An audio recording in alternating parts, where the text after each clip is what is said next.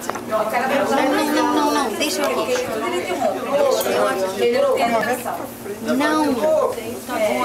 Toda vez que o cara for pensar pular, ele vai falar uma coisa. O cara vai até desistir, porque ele enrola tanto. Não, cara, ele não é chato.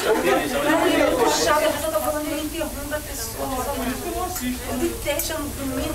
É o pior dia da semana pra você assistir televisão. Nada. Aí tá aquele louro de oxigenado lá. Você entendeu a bandeira? Não tem nada a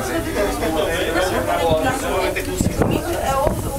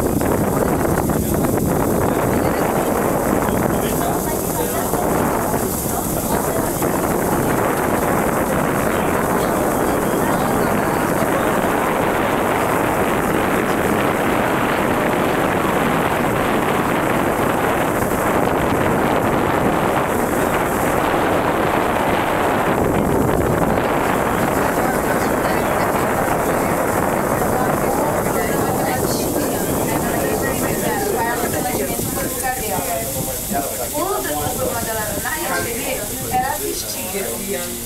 Dava pra você ver. Depois eu não vi